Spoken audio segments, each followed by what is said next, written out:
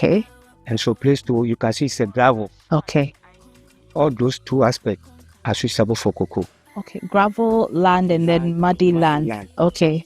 But a land like sandy that they were used for building, okay, is out of cocoa. Right.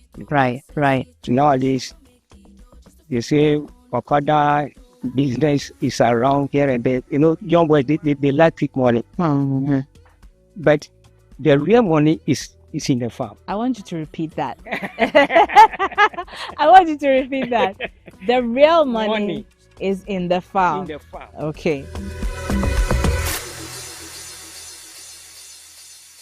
In rural communities like Ankwendi, cocoa farming creates jobs for many people, from farm hands to haulers, keeping the local economy alive. So the cocoa drink or chocolate that you consume goes through a lot of processes before it gets on your table, and this is just one of them.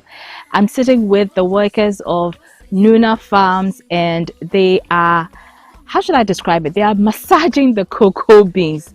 I'll speak to a few of them about what they are doing. Pacho, good afternoon. It's saying. Good afternoon, madam.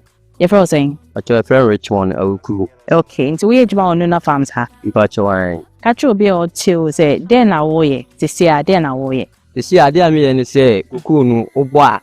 It's about 5 or 6 to 7 days, you know. I said, Oberobu.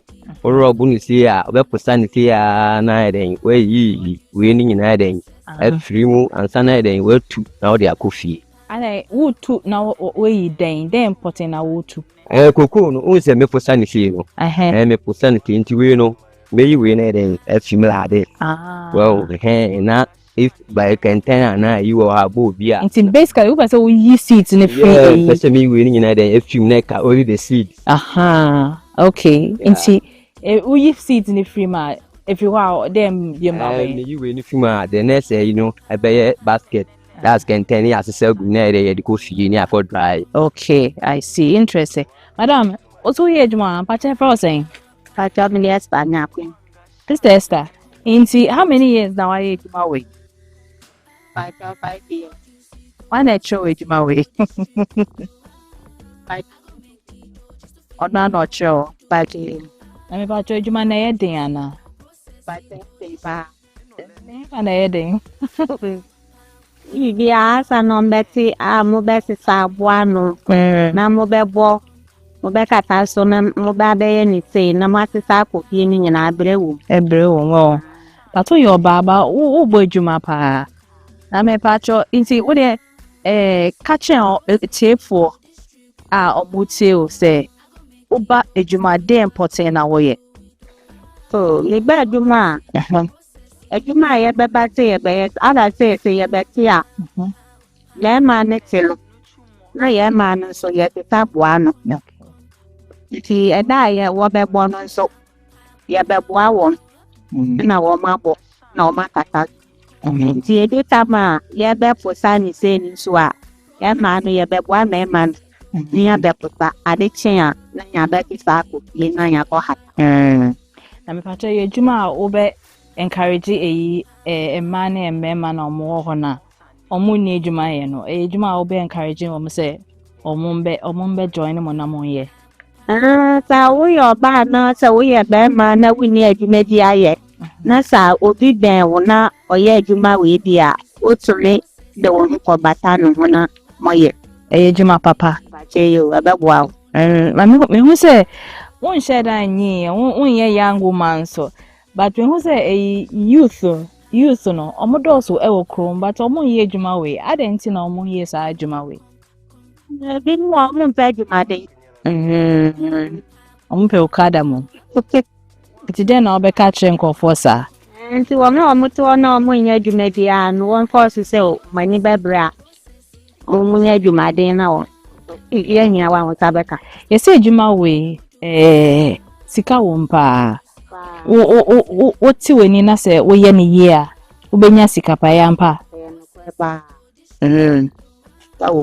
Okay.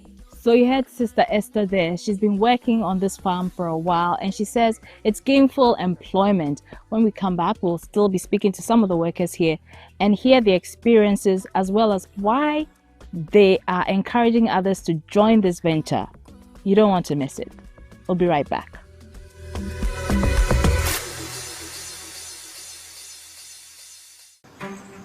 At 17, my dad involved me in the family business.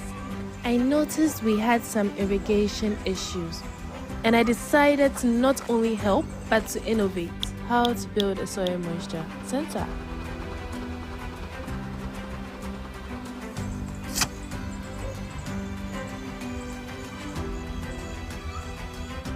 My innovation won me a grant to scale up.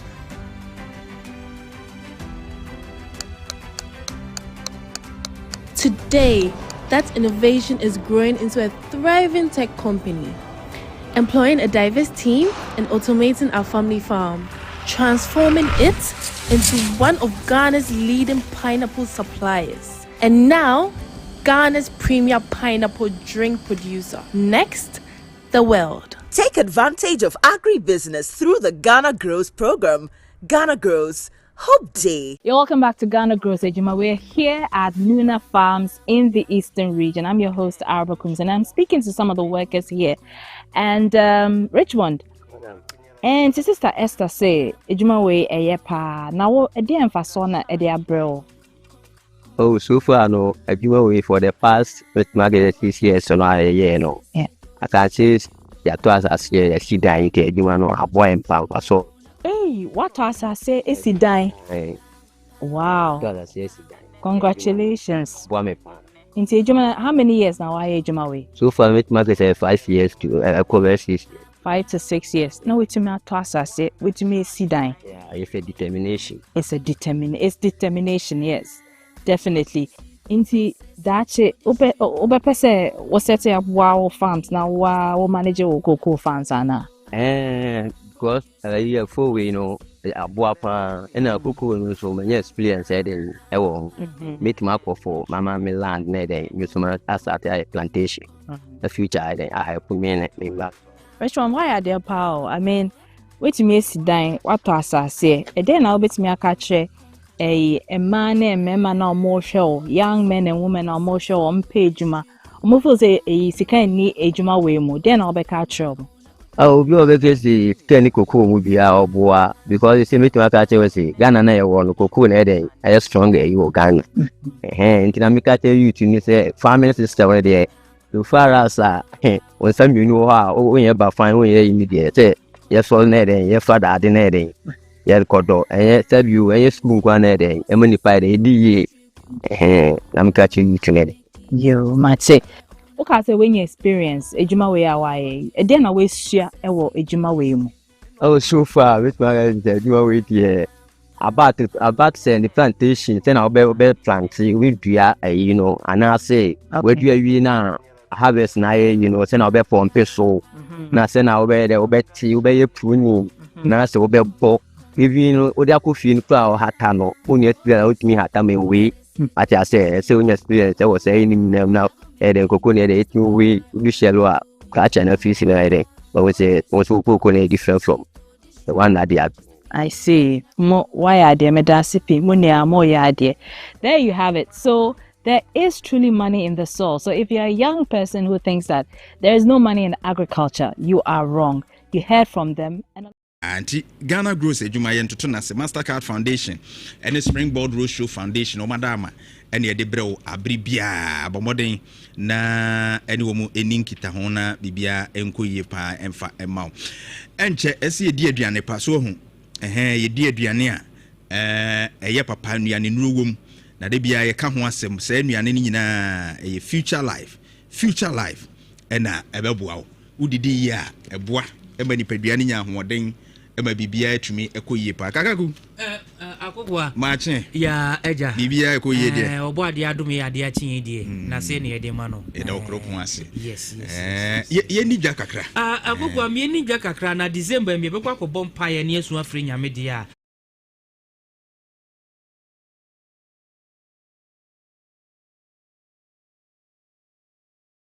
lot more others. Be inspired. This is still Ghana Grows Ejima. We'll be right back.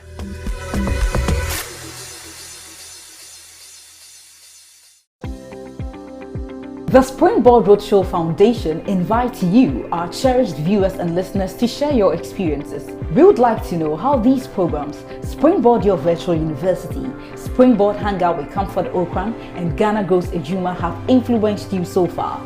We would like to know the lessons you've learned, how you have applied the lessons to your lives, and the differences these programs have made in your life so far. So call us to participate in this survey. Kindly call 0308 255-775. We look forward to hearing from you. Together, let's keep building. Ghana Goes Hope Day.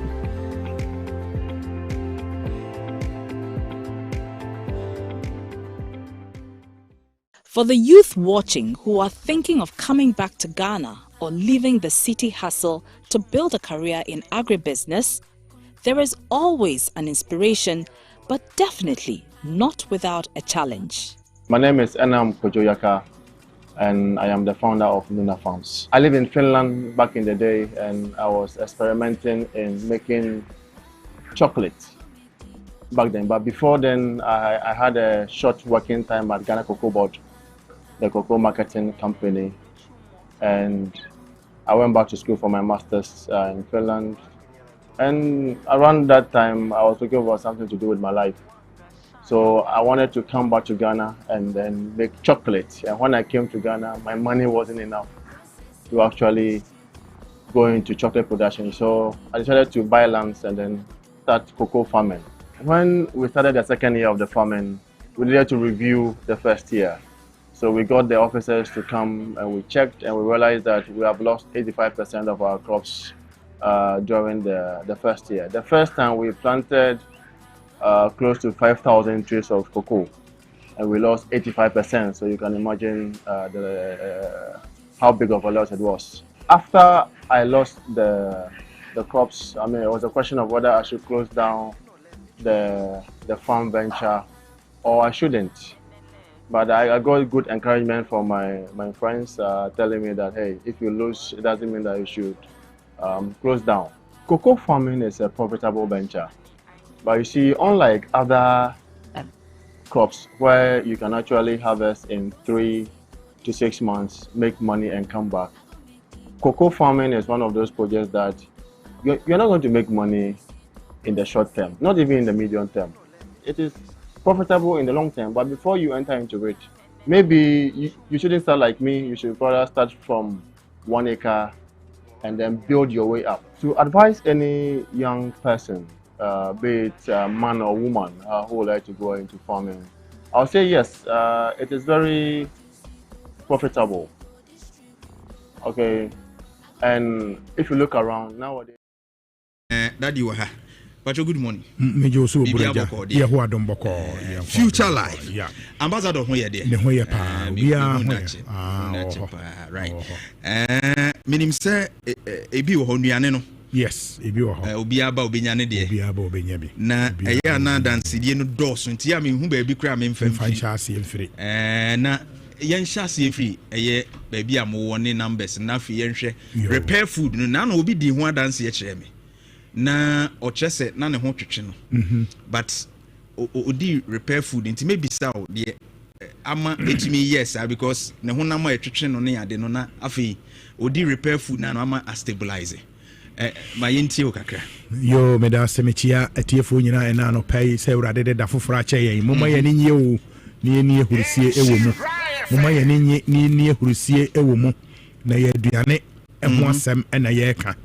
Na babu sasa aduane ane future life da che wonkwa ene sese wo ho ban aduane future life natural food supplement natural food supplement ye mfansi yaso ya wie dada te wo nsaka wo dia ne se wo di nsuo fra na wudie no o men na pam eniema efro ho future life ye de sha ase efri wasembisai ye repair food no a ubusa se edi ni wo mu nyankopon aboyen nipa duana oboye wode niema bi ewurawura mu bibre na ba ko mu a ye frɛ ni collagen sana borofo mu tie hwi mu de minim se ne yesi frɛ no biza me mpe borofo na collagen no apomudene ho niema bi a eno na se mejidi yese bibi tichema ewo widie mu a etimi gina na ebo ho ban se ne be ya wonte yawo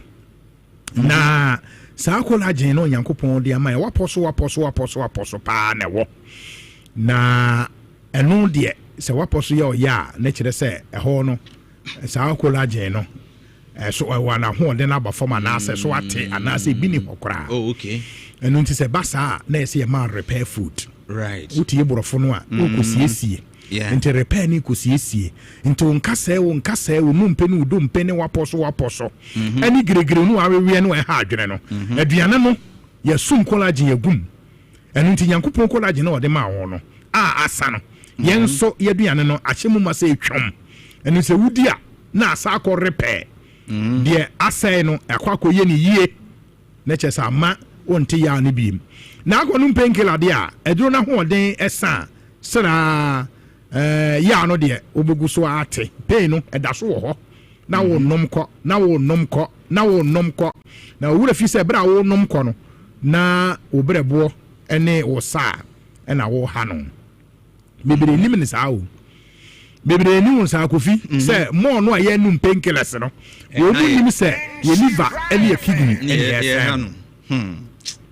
enunti meme de me kamfo aduane papa ba ko na ama wo sure say obedi di yie na aduane obedi e beboa wo no ene sa repair food no sa mre collagen na we na onum say wo kasa na wo kasa wo say me call lab me call ye scan ye say nompe no de wo hu ni nyina na we nti nompe ni twi nompe uba saade a wadwene yo se painkiller onum ya amode no so tepe because painkiller no ya ma na certain percentage nti ze duru ho wi a so ate ano no na afei wo sa ate ya ne biem oh no wasa abɔ foforo aka ho na wasa abɔ foforo aka ho na wasa abɔ nti kama ya yese na wotwini nyina ugu so nom anya no na bebo awo bra na emu aduane ni aduane no edin e de repair food ɛna wudie na me say gire enkase wo wedie wo henefa ebeboa wankasa future life yes future and if you are your smart food original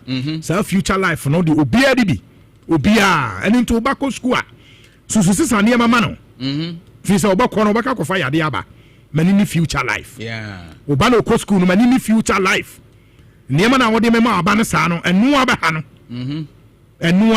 no ubaji di say Kofi ya di akora bi fro obo ase bai sika wo fie intino wei oso obanum wei na de ama no odidi so che ya si obanum wei na de ama na akora no wo fie nson da akoro ne honam ye ne basa then call hospital doctor na say akora yi se ne osi ye yentra ni sugar hwai na se koro gina ho sa doctor we de o ya akora o se nye hwai o de yentra hwai o mo tre na akora sugar ye 13 akora 7 years. 7 years. Yeah.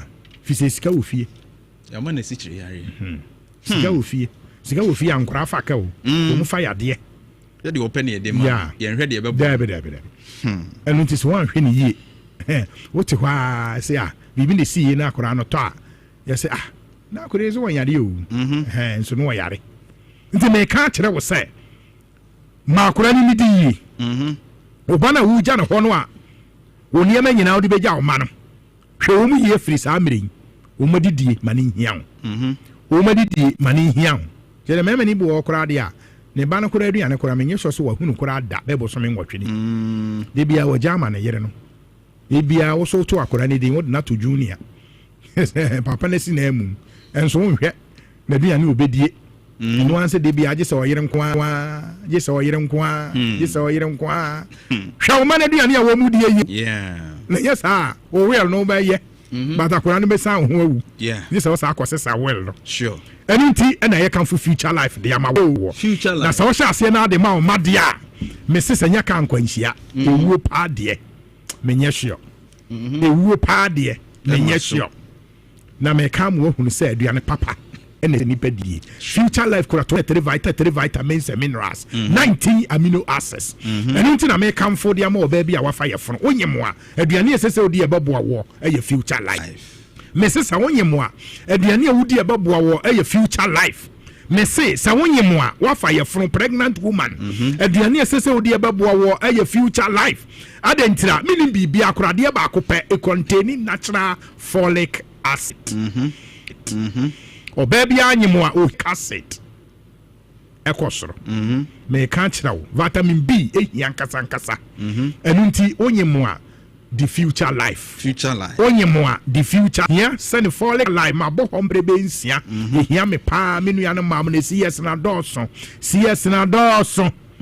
didi ye sure na wa bontene so numunsuo na nye ice water numunsuo ma me be wo say me didi wie ma no ice water na me na me say ma me wa wo nkura abirim na wo me no sa me de na anom afi no hwemani wo nkura abirim na odidi ana wo say wa me no na wa say ye aguso no sa me de na anom nipa bebre ye hunu so ye so kanea na ye di nsu egu fridge ma nchae yo kofi nchae yo ye ne ye fifre kura ase no nchae yo si ye di nsu egu fridge mu ni ye ko bi e fridge anom nchae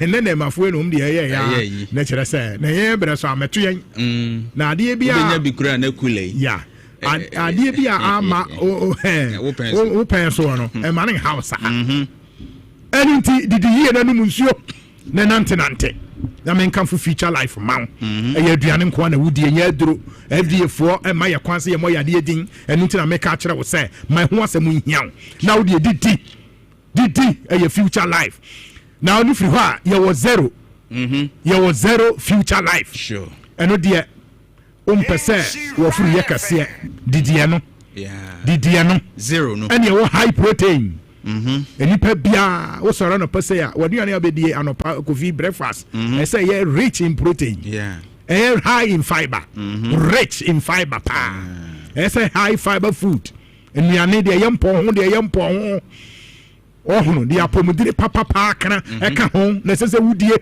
anopa sei ebi pene na waduane enye rich in protein high in fiber no wawe ene do ba kwatu anwumere enti zero no ho and high protein wo ho repair ya ka ho asem na ye wo beauty enya ma afi na nam kwa mu ba na afi no free ho a na the life tonic amount wow dudo no na the life tonic amount me se mo amotete office say no de Kofi anwumere bi anum bi ansa no wade o num bi o ansa no wade o eno de menya no ho num bi o ansa no wade o enya sa nsem na bebre wote bre kra na wo no nsem na bebre ene ma na kra bebre fra ene mi kro ntia po na mi kra ye mere ene mi kunu sei nko a ememe ya adwene no asa ya do so nti ya ye mere ntem ya ye mere ntem awurade hu meme mobo ni we fra na mi kunu ya na yade ene mi kunu na ye sei ene mi kunu na ye sei ye mo aduane ba ko pa di sure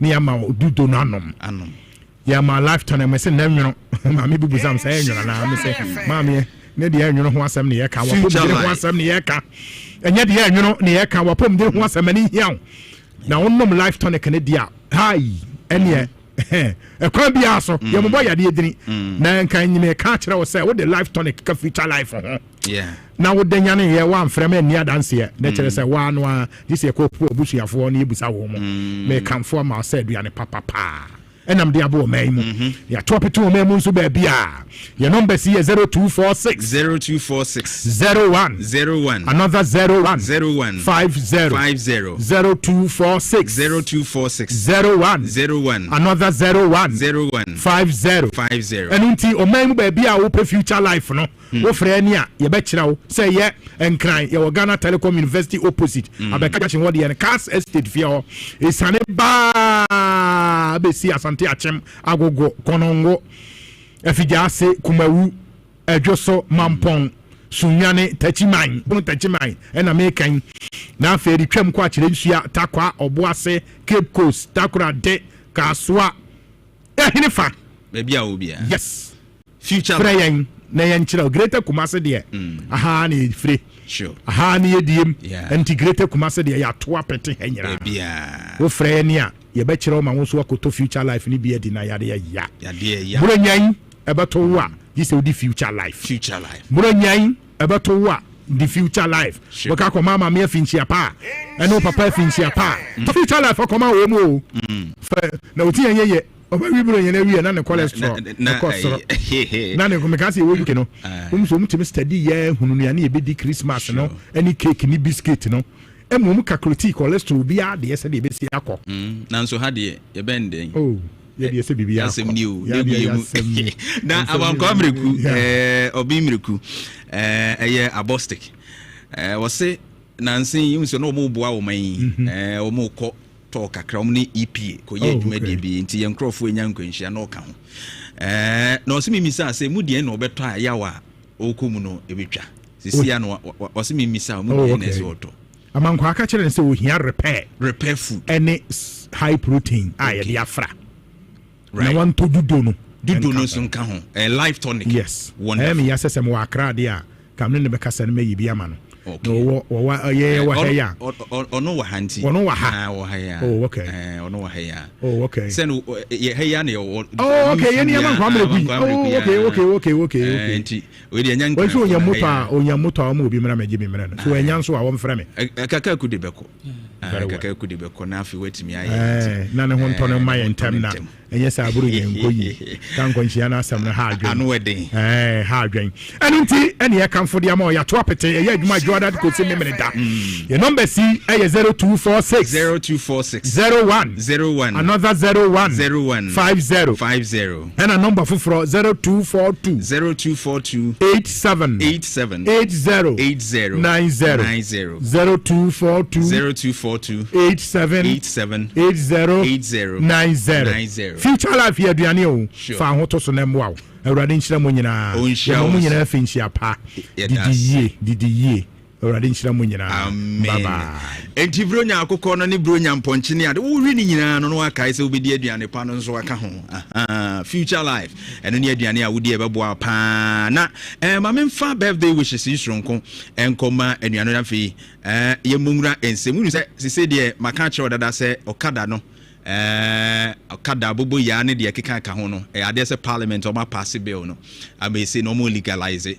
ama emra aboho bra na okadafo ni bi jubilate se de ene aprosifo no mra aba enti se de ne ye chichi wo mo basa ne ade ne de ho nsem ni nyina no se omo ebenya sebe kamafo ama ho nsem no ayeye na eno achi bronya eba eguta atuo modwadifo fo se omo seremu no ma no ma mfa bronya ho emewe krakase tutum basa emfa maye eno so ho nsem akọ but happy birthday to Vida Boa ma me Vida Boa happy birthday to you nyame nhyira wa woda no so no onye okese pa ma nkwatenten ahoden ewo mu wo Norway nyame nhyira na oma nkwatenten pa we free one kasa wase Rita omane ho also my happy birthday nyame enkoso nhyira another happy birthday to Madam Dinah Nyame Madam Dinah Nyame Savior Educational Complex Edumasa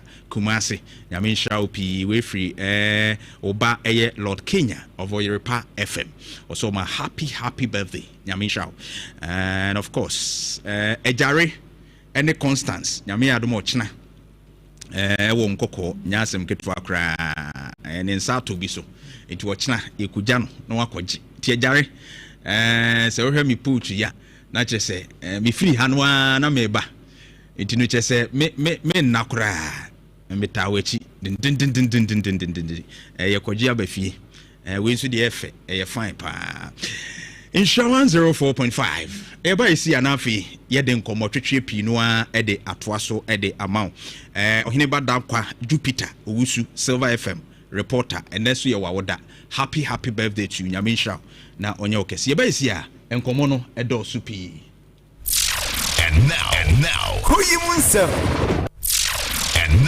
now KuroYiMuNsem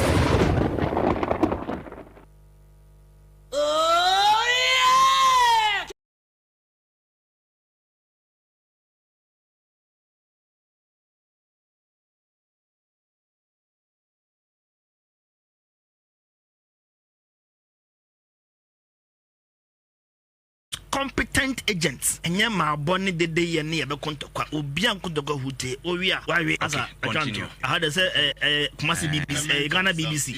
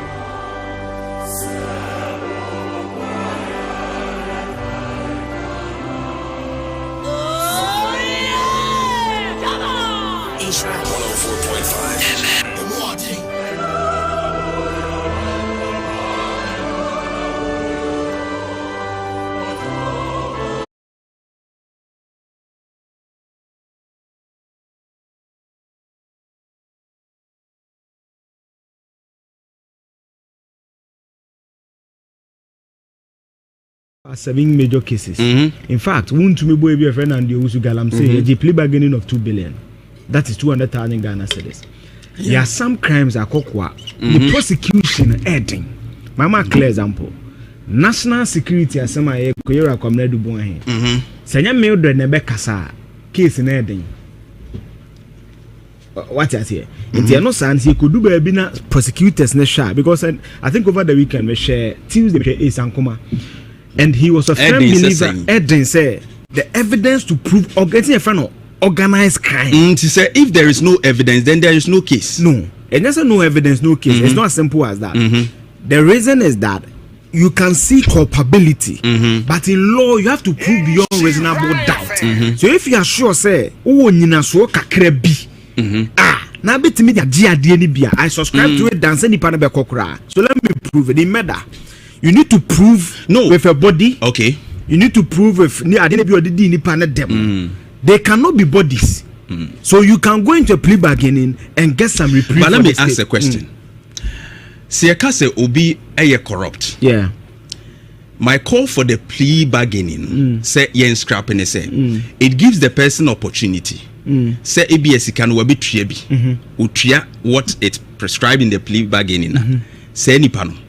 What happens next? No, but you see, what happens next? No, I'm coming on. The fundamental thing is that the plea bargaining is not between the prosecutor and the accused. And then the 12th day in the month of December 2025.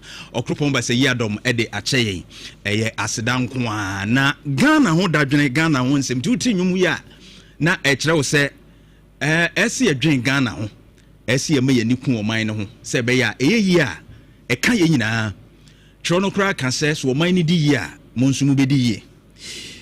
Join your Facebook in Sha 104.5. Yes, answer you live on YouTube. Ubi to me at join here. What comment in a to where.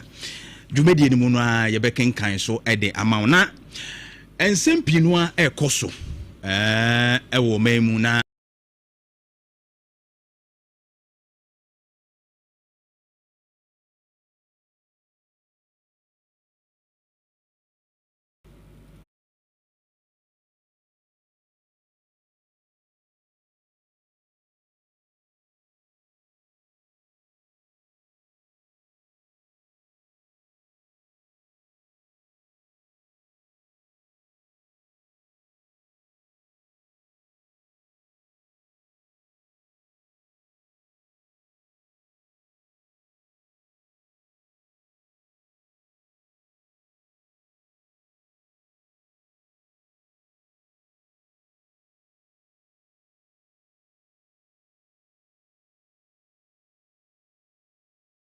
.5 na said the American Ghana emunsem no ya na adọso nti ye tena sese ya na esi yetimi di ho nkobo na yetumi ehwe na ye pani pomasibre na nansi se wo hwe o mamu a ensemone ahodo ebeba akronfo a ye che omo ye tutura asem enoma ekoso bebre ya ha dwene no obehwe no na emabunu ena omu gire mu dindindin a omu di sa adwuma no ena no krade awreho ne se teacher ni esikade ho baabi ana one of the regions na ebaye no a school fui secondary school fu etimi akɔkye mu teacher abu no femfram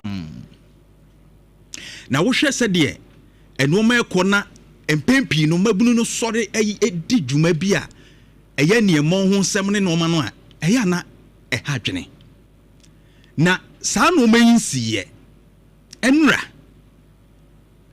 ene baba beto dwa sɛ mi hu video bi a na circulate na Kwame Danso District Court in the Bunu East bra Facebook in 104.5 na bra be hwade so you can appreciate ne yedi hu nkomo yi this Kwame Danso District Court wo na emabunu omo etumrika yi a papa ya wo dwane ono so no court wo bi o emirika wo tu a wo dwane no court wo bi na mepeso obehwe ade ne ekọ so ewo ho ankasa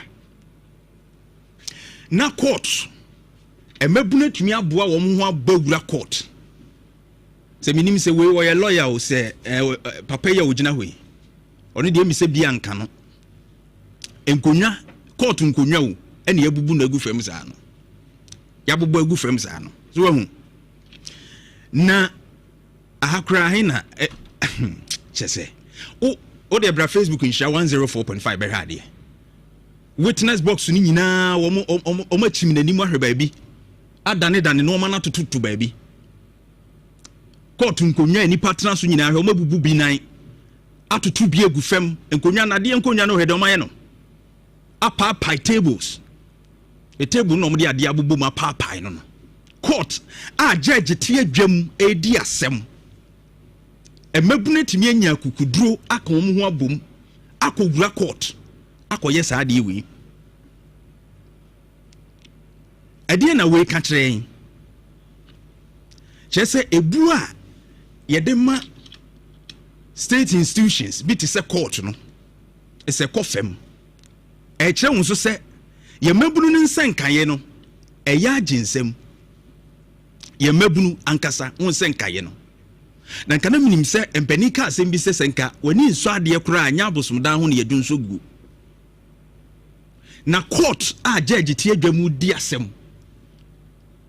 o de bra be he o Facebook awre ho eni ekọ na nipa no mu gina court no a yedi o masem no enkra ni cheso mu yemabunu a kwadu ade abọ mu ne se o masɛ yade o masanso abokro no a o masanso epra obi ana omo edi obi dem ene obi enya saa menka ne se entokwa no ama yache wo mo ede yedi wo masem na yedi wo masem wo court no mabunu no ese da bi omo mpene omo kogye saa enkrofo no a yedi wo masem no afri court ti omo ko bowura ho so manya nteye se enkrofo no ye be remande wo munti emabunu ko boardom pim ewo police station ye wo ho ansa no mu nyina e move out of the police station wo enkra ye nya no e court wo minim se sabre na prosifo ni police station ho dia no man peg case any intelligence it is enya me na fafie e na omu ko wura ho yi yeso omu kura ebi kura nsekan ebi kura maa ne ade e na omu de e ka judge no ote hwe akoyego mi se wo security wo court wo remirika wo tu e na nko omu de ka judge ana omu wo court wo no a ankie ko ya na ye bai na attack on court ye free hi eduru hi sa wo kai 2017 ebra Delta Force for eko Ashanti Regional Security Coordinator so kotwe ni giriri free ni office so omum gye ntum na appointment ntum ubu nkompo akwachi sa okay na sa embrante edi sa adwuma no ye kiribi emom kogina court ebra Kumase circuit court di o masem sa Delta Force fu ye bi eko bowura court wo ma oba wote adwamu di asem no ye twinase ma omugye om nkrofo efiri court wo sa de we baaye yesi ya chibi ani ade a me keka ho asem a wo mu a ye chi wo mu no eko hwi ase Esu ya fine omo keke. Ewie no ya bo omo kokko. Ebi kra ho ya fine omo ya omo sign bond. Omo tro se ye nya saa biem. Eniemo ho a saa bre no omo ye bo wura court. Sebe o my court wa atenti ni fie ye hwe se mra be ya adwuma no mbo wura ye no. Ye mom some fine. Nipa bebre lawyer fo bebre ni court no anya adwene. Wo kwan e fa so ye e ma fine no. Se nka se ye twe ma so emu eden na ye nhweso ma afoforo. Be wie bi kura ho no ya fine wo mumpo ye mom sign bond so mo nya bi. Efiri ho e de besi sa abri. Ye hwe ne ye koso. Ye mu court. Na ka ebsi dan no babunu bowura court dem. Onsuro onim se ho ne yetimi bua wo se ye mfa nkoto afiase. Onim se ho ne yetimi bua obi kunfo se ye ngoku no. But omutimi nya akukudro bowura ho because ye the politics awura bibia mu amakodru mpempenso se so obi ye bone kura ye betwe na so ne the politics awuram.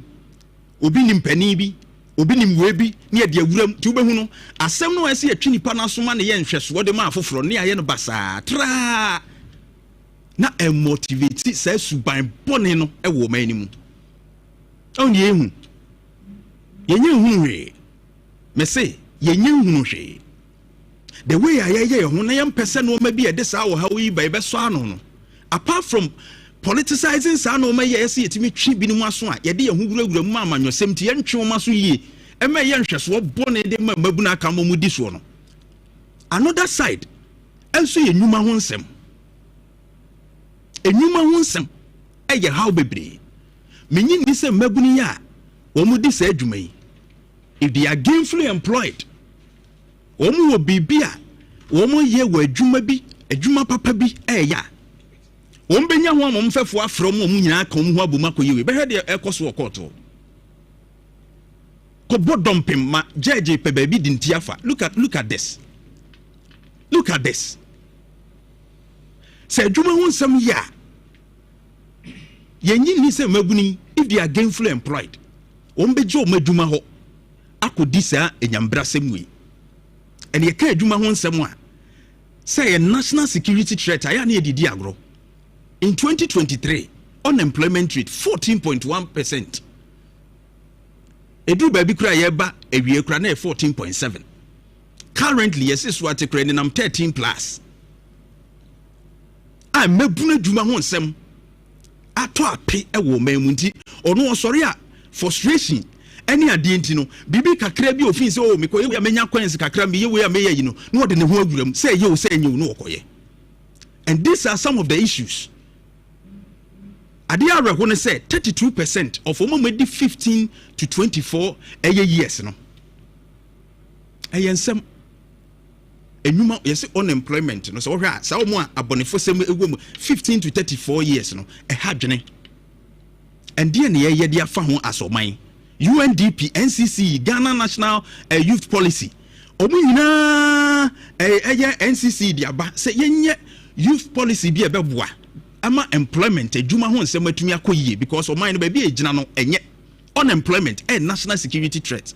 In fact na anu ya am robbers o mo chi o mo e wokumase yi ebi wo 18 years 21 years 22 years abonefusem bi ekoso bi a ye beche nkrofo no behu se mabunu no bi wom 25 27 the obro so kura 30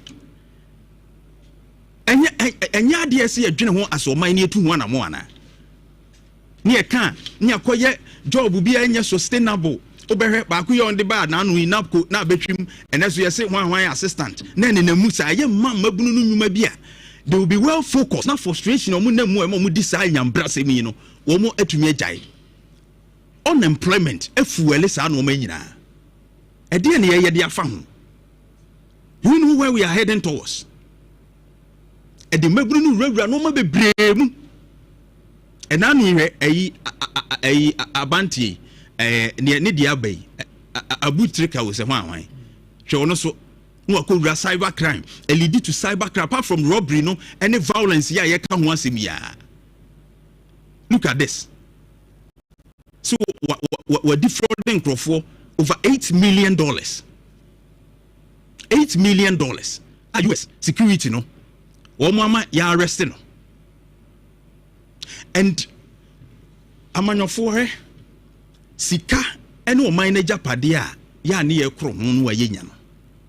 Yemi animra ho se emaburu no se wo mo ka wo mo ho a yentimi ntina KuroYiMu. Nothing will work. Etiana ya kachem se unemployment ni ye national security threat ya na mudi di agro. There's no clear policy bia. Eboa yen se unemployment ni ye soso. Na no ni ebisa ni ye se 3 shift 24-hour economy. Ye de ba ma na beboa yen. Amanyuma ho nsem atoye. Ene ko bisa 3 shift ne kura ye hu de ye keka kire wo. Ye se $10 billion. And ye di beshim ye be we and employment beba na say e mabru ni tifie ye ni adwuma yo. And it's a national security threat. I see a ye. Massive recruitment and course wo military mu. So wo mabu no ombesa lie. Military di. E me bi kura nyame form kransi ye omkohwe wo nkwa. It is telling you the situation on the ground. No me frustrated no mu ni hwe yo a. Oman no ye ni asundwe o. Yet a time bomb so. If our youth are unemployed, they become frustrated. No more nama. Enibre. A wo mumuni djuma ombedi and say nya djuma no somebody ba. Tienwe ni ye na nhyehyɛ ye no. Yenkoye ne enanu imatese the $10 billion they are shame Bank of Ghana they are beshima forest CD no ni ade gina ne ade. But are we thinking yes CD begina ye be economic policy say but are we thinking about creating gainful employment for the youth? Very very much important. Yenweni you na baby ekono se yanhwe ne ampe enwuma amomo anhwe so ama ye mra no so anya adwuma ne de amanyosem ne ade be wurawura mu a ebe ha ye bebre. But my advice to the youth, ebi a wawie university wako school awie okura certificate enye hwe bibi susu aka ho, learn something a ebetumi abo skill bi a obetumi edidi ho kakra enso do nsa hye odem fam na otewa ebe fuele sa violence ni crime no ama etumi akoso tipe bibi fa onsaye enkoye de ayi abutrika mu eyeye anei ya beso ne pen ene hu no ma wo social media obi address kama obi ede flaunt cars Jeff show some to my show some on the screen she cars no she cars we ye bobodin a obedwane on cars ya brante ni gina ho no enya sem ketwa ne dan ne mansion enya sem ketwa ba youth no hu we social media ne ani abre nti wode ne ho be don arm robbery obe violence obe no ma eye titira sem se be ya ode benya ne ho papa bibi fa on sesua na ye na wo ya ebe bua ma sa frustration ni ade abekuma a so ede be wura bone fosem no eso bete emi ani na ho asoban insha 104.5 me ba isia. And now, KuroYiMuNsem. And now, KuroYiMuNsem. Oh yeah! Come on! Ishra 104.5. Eugene. Yeah, akoko. Ohun ye de. Ohun ye. Right. Isi diam fe. Thank you very much, Eugene. Lumba ye ukobi ana. Lumba de no. Ye de se. Yintumi nkase ye nku si aye de. On youth unemployment, you know, me dey so raisy here. So share the median age. Yes, our Africa now age. Africa 19 years. Over Ghana, they averagely 21 years. Now say mabuni ye adwuma. Yeah. Baby ba ko a me hu unemployment say security threat na Ghana Police Service Facebook page. Omoche an Roberts na ko he age na Ghana Police church no 19 21 yeah, when you grow you're 30 years. So when it comes to unemployment, it's a national security threat. A threat. I say ubia any ebahun. In fact, I share World Bank data last week. I share data. No, there are about 400 million young people in Africa. They are between the ages of 15 and 35. 15 and 35. But so and mostly na buy na no surprise. Mama ba why you jobs no youth in trees, youth in forestry, youth in say adwuma na ntua social security. Say adwuma no any proper health insurance. Any bibia sa 700-500 cedi near the mabu na asi. But they be never come advocating for na say we must create sustainable jobs. And I've told you say we cannot reinvent the wheel. when you read the story of the Chabas, when you go to Singapore, when you go to Asia, how they live from poverty to prosperity, and industrialization, innovation, and technology. If in 3 we shouldn't proud about as you just see a criticism models. That model you creative. Just Google, just do a desktop research. 1-2 years, no more picketings or allowance. You creating meaningful jobs. Industrialization. Sajumano, it's your social security. Into pension, be bit that wachi. As well, soon be bit that wachi. True. And again, you see, I didn't want employment. I was sorry, nanny baby. I we knew a word be susceptibility. Yes, sir. A book quite tone. Obiet Namimeti, yes, Uncle to Bo baby, a mad uncle. Oh, my sorry, how much you may break, maybe me to me, baby crab. Unia Juma, even your psychological makeup, and I would Jane, so.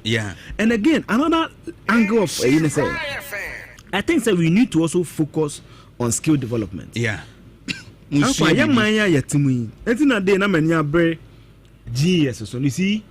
don't work with statistics. Emotional state. Somebody can emotionally. Ghana and Kwani Econ employment and a friend national chairman of a political party. It doesn't make sense to me. On top of my head, Ghana Statistical Service catch there say you on 2 million. Omuni adwuma, omuni training institutions. Yes, we can't track them in NEET, not in employment, not in education, not in training. Sure. But catch there say what's the young crave failure? 51% they failure. Among coach on 461,000, meaning that about 230,000 are failing. And no, on mine who says I'm crying no more. Don't send a coach remedials. Don't send a coach Juma. Already, no, my catch was and crying a person. We should free SHS record about 8 years ago until Mahama no free stress in anybody. Just about 43% transition into tertiary. Into 230,000 year 1 year. In the last 8 years, the average is 100,000. How qua? In excess of almost 1.2 million. Which institution is tracking this in Kola? The police for check from 5 data.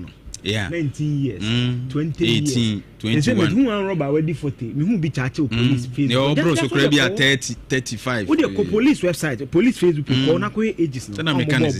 You see, so I see me and Nikon. A security threat. I say me and Ni a cosadi and open. It's very important. It even has a bearing of how the country is shaped. The be a cousin be say, yes, say, o person who's a country papa, he the wo treating them ma and nkwala. And ya the papa increased you mama boon. Sure. The schools using develop a curriculum relevant. Maybe a methodology and climate science. Yamie and aviation meteorology and some meteorology shame your freck cloud nimbus cloud. Cloud now what's not playing with Shukino. The same was I didn't we US Adama. A US government Adama and go full plane. Me a course 4 years I'm on full plane that. There was literally no practical aspect of what I read. So you can't connect with that. But you see, say education is practical. It gives you some verve. A man what think can be musa will be to me the one say bibi.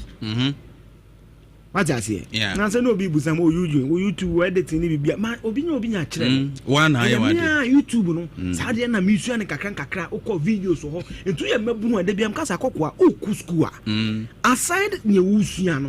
Once man for bread say menya journalism you mark ne ade ni ko bi da. Me pure science student. Ba na me bia no eye kojo Jantuah no masua no. Ba na that blend no masua no. Advancements and masua no. Me to data metan social media ni atam. Yenina ubia ni wa wensua bibi. So what I say it wusua sa ade no. Mitimi jira ni pretty jira ni pa 100,000 akasa me hon popo. Michelle Bamia mitimi so Mike will be saying a question. Michelle President me hon popo because me go school no. Me kwa asore na me acting. In the state play near them, me ba CCB, me hu nipa dodo no. Enti me hu baby a, you can't intimidate me. Ha brofo college. Oni ye Ghana ni gyina wa as a timidity bi. Saadi ni nya eye confidence a obetimi dia ye na akokwa. Mabu no obi che whiskey nya wanum. CB. Na nsa ya obi testing me so pe kakra. Na jam Sunday no kakra akokwa. My friend in 2 days me to so ni phone as okoye swapping. Phone say no so iPhone 15 woni adwuma wo. iPhone 15. Body a with indomie bi ni nche ho. Upe bi ata this o woda. Nika woni enka wadwen aduma ka 11 20,005 2,000 de fa bibi yenso mabu na aba na me ka ko ba yanu we are not thinkers. Sure. You see yanyene because akokwa business a de bia bibi ba ya ma me mo ye dwuma wo anu muska bebresi o na bosumi nkwasitum ni tuma sasa bonu de bi ohun skanim na nse mehu nurse ni bi oye aduane ewo eye ekuru na sem ne se ono no nkoye adwuma kora because sika onya no ho no etimi because a week no o si week bia no wanya kora na ni 2,000 3,000 di obinya eti se wono nya week 2,000 na o multiply by a year oje be 8,000 plus also nkoye adwuma nurse wa ko wanim kora 3,000 to 3,500 no kora taxes mai ye better to taxes be bi na nse me call ba bi me ko news site bi na e bon komo bi edan no musisi ni nyina papa o ton phone case wo tendancy me baby amete be landlord o ya ade yi dey so pam ade sure wasi abrosan ma me enya baby te mo bi a professor resident ya esi 2 bedroom enti akokwa life munsuya bi o munsuya nsan ni mani ade bia skills na muhia sa English no we can speak it after we go to school we can speak it but one no hwe wote biam na boa wo ho ha butrike what that's my cancer and you serious country by now the governor of the Bank of Ghana the director of FIC SEC science institutions that we need to logo them heads must be rolling how can a butrika be clearing cars what is his job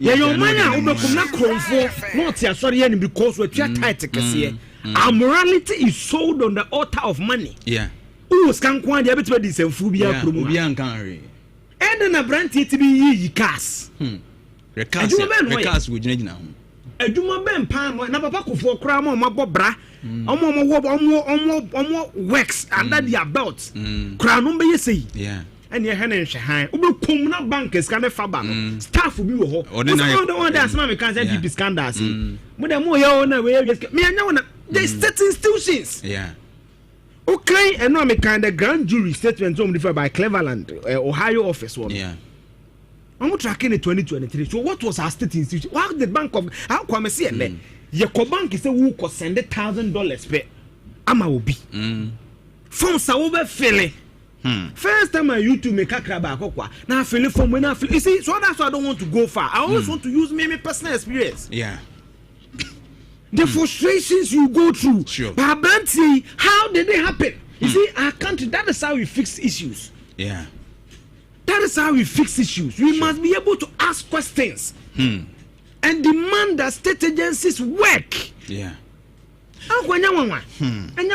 na branti say na ba go sika na sabe enfo puso na eba o kan Cleveland statement na eba na Efra banks so how is the Bank of Ghana allowing dollars how is the money coming into the country now kwa meme no te hey sabe ye ko bank crash ye ko yi 10,000 20,000 and ni bi yo mo de behewo enya sem getwa and again your moral fiber of society these are statistics okwa Ghana Statistical Service 2021 housing and population census okay say the average household in Ghana is 3.4 you know what that means so papa or jere e mama enu asa we grew up in the standard family system into swabi or fabi is also an iron yes omunya bayfo and your good family system no into akure jimi asabe onitiafo and yen kakola asem but first no ye babo abonten ne de wakofie yakobo charge we had positive dividend our policy makers we copy I say how we run education we copy everything blindly check quadratic equation in brofo akwana be da assimilate akwana oba now question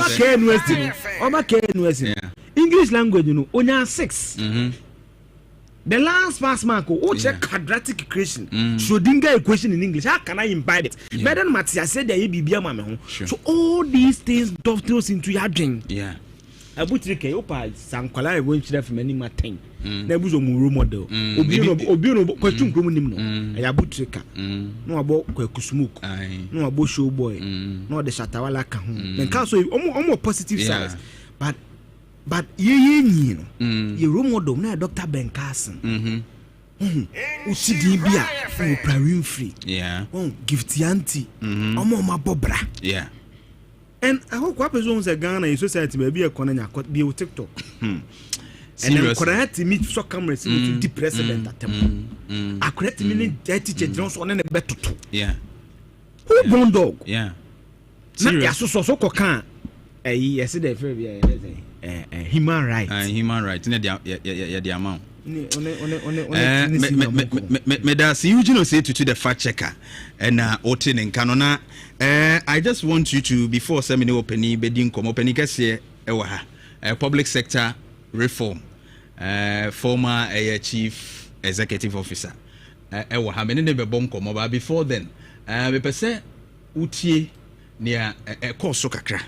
Ewo di ntia ema ye di sa nkomo yi ekoso kakra ewo eye sa court ho no mo na areho Kwame Danso ho no ya ekoso kakra ewo di ema ye di sa right yebe body atuma ma na watie ne akoso ho chese areho utie dede no ne ade ne omo edwane na ebi pri wo mutia na ye disheartening.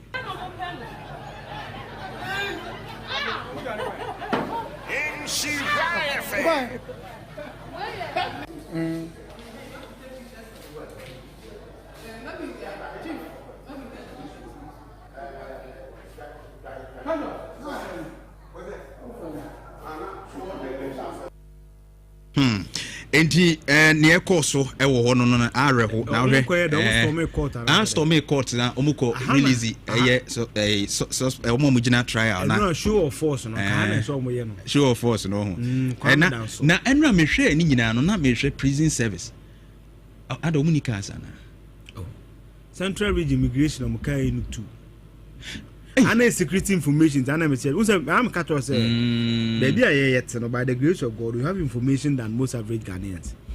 And me show of force on the yes a course in the for Kakre bank Kwame Danso. If you are no Matias Yamanse, Calamse, no Omufra Mansia no Matias Yadanse. No more Bremer besides Santiago, no more show force. No Omodi show force and alcohol. Right, with us, Eugene say to the fact checker and Otin and Canonti and your course and run Osha military. One more a cast no and a Sanswa, Jeff Abaje, media send police military. And you know her cast no said your niece is so they say ya wono makakra ya wono makakra betumi de ayi ejina no ma no kakra so hu na prisons for there na mehu omo chen na areho because they are also part of the security no na emu areho so and you twa so o screen no police any soldier for display and no moment to cast we nyina wo so hu video munutum no asrafo de no nso na wo yi kama pa nenra na efe but then yen truly other security agencies no so aka no because all prisons de any ade na chese enshada enye hadwen pa yen rakusi boafo ewa ha papa we mekai 2018 me no wo sika FM me na se mo kan no me kai pa me interview no say hey se wo hia wo bi a wo ye appointee na ban dwumani wo say wasi mansion baburu mienu miensa sa voice ya mayira na me ya pa ka ba bi a mebo ka mebo dodo asem we de bia ringi mitrim wasi mansion be ya miensa na se ni pai wato 4x4 be mienu ne yiri de bi kodwam onu de bi fa in fact say we si kire no mani aje ho wo si wo hia se ni pa no a o kronfo ese ya chi no voice radio omumpe mami omumpe mami ero akusibu afu good morning fine morning bibia boko de ye da okropon ase pa abusia me ho ye pa dom ne mpa bo ye ho ye ikurekuregu kakra na ye wabeto suni I mean ye kan adwuma ho asem and utie de course wo Kwame Danso a this is not the first time. In fact, we have youth almost storming institutions, state institutions, and particularly when it comes to court, court dan mabunu bawuram nya kukuru sa na o hwe unemployment rate ayewo na surveys akone research nso abeba e kire se unemployment eduma eni hɔ a etimi mabunu kosa akwan we nyina mu di sa bɔne. You have been at the public sector obi aso pa eduma yehwe say aban fa yeduma aban fa yeduma. You have been there, public sector reform secretariat. Ira kusibuafo efiri hi ni eduru hey. Well, me that's na me chia what yefo nyina. E wo mu ne say ya nhihye niema yi. Ya nhihye ni yi. You lose focus. Right. Yeah, you lose focus. Right. Yeah, what's here so, I shall say no ano ni data. Okay. Enim de man no AC ko. Kan e kwa so wa bebre kura nim wo mu date. Yeah. So nim sa. Obi o say asimesi ba no wi no sa abre ne wo. School ba bia teacher score ya ne asofo no catechism score ya na. Ya no mu bobo date. Sure. Enti population no kura ni enim ano. So ni database of Ghana ni bi papa. No answer obeti we yes say. Kora ye wo no ni enim. Okay. Okra wa busu mu no just obusa na answer say so bia wo. Is it before the Fourth Republic, no? And still no, from independence no, yes. Right. You make an attempt to kakra, but yeah, you lose focus. And the chile no and in the musano. Yenya no na yese aban any baby you may share your trim. What you say? Sure. But all over the world, Omaya abon hood mountain, Etima ye. And your private sector, the criteria juma, and Yaban is a facilitator. My head of public sector for almost 8 years. Right. Yeah, me name. And I'm a project coordinator for World Bank for reforms, also for 8 years. My child there. Right. Obi obeka chira o say aban ne create sustainable jobs. And you no correct. Or a facilitator. Yes. But ni ye bi ma adwuma ba. Chese ono na be ye nchehye. Ama adwuma ba. Government is a bad businessman. Government? Yes, it's a bad businessman. Sir? Yes. You can't bad businessman pa one near buying. Ojina omina name your transactions near don't know or you're bad businessman. How do you say this? One contract negotiations on your year, you buno. And now we in a name ye buno. So what you say? Nenina ho. Okay. Government choice of appointees is not the most efficient ones. A patronage. Say government or aban bia ba or appointing microphone. Or appointing microphone mo anima duma. That be na what to say I advert say mumra interview. Ya no answer obeti asuma senior appointee ya man appointment to akoshe ha. Obi o ka ni certificate kura you fake. No dey aba. Yeah, that I won't tell you. No kura dey ya tibi. So what be asem ya make kire obi enye nkotompo. Yeah. Promotions obuko wa promotions ni nyina be a patronage. Oh we o me party mpese okoshe ha. Me wo fa se we fa ne hye ha. Obehwe kora na ne results nye oyi nkwa ha enti ebe wie no na footballers ne gina players no wo mu nyina ye ofunu efa ye ofunu omu nimbo ofunu fo omu hwie anso ne papa na ye coach ye de na koshi yes no wofa e de team manager better ni enshamo this is the abani a bad businessman and what creating pressure be say so what no na o ma adwuma eti waba no so no nipa yi odo o ma ba nyina asapontis ne ne ma ne ade no o mu ba o mu the private sector eye competition okay for contracts and other resources ne ade kwan benso ono aba no o pese osi hotels yeah man appointment no ono ama appointment no ho no ono aba no o pese o ye importer onu CEO no awaba ko mehwe na adwuma no nkoso no wo pese ye importer onu aba no onu su chesi government contract no bi contract no a wo mo de ye de ma no ano onu su di akire but the many ways wo mo kwan that is it. That is why I make us a government a bad businessman. Oh, my menye And now no so kwan yo fa so ba ye no ye appointing no ye de obrega beto no so say ye won krofo bi eto aba ma ye nya ye ansan ne ete ha enti bia be pesika ni enkoma wo mu bindi say nipa no akokomoti no odi tim aba na keke no wo chen see you yes ebi o chen wa o ti ha ya no aba no to no one day no akati de wo pedie eso sene de o ya adwuma 8 hours ema company bi what is that the city and this I nya bibi ama wo mu a anhwe yi a ye ho be kire yen enti ba saa no no so fom ono so wo ba na ofra busuam ene so o bon attack say on fa say mra ni amfa koma party for ono so ba na obro mosia ene bi odinya position ebi a position no ko disika na famu ebi okosi obi so ene okokosi obi so ene ekoduru obi anim ansa na ye fa no o dey ase me man ko president won na ko sire adwuma let me tell you honest one year friend yes asenso boache no man friend asenso boache yes MP for Bantama no friend yes se man penisi bra beje appointment o se me mra no ni mi nkomo okay so what you say enye ze me to na me to na ohini bi nie sofu bi nie we nie yenko na ado ho ya koni fie ya kotena se me pa acho me wo fa ase ni kusi buafo enti mo mfa me ene mo na hye baabi na daachi wadidi amam bi adi enye sa anete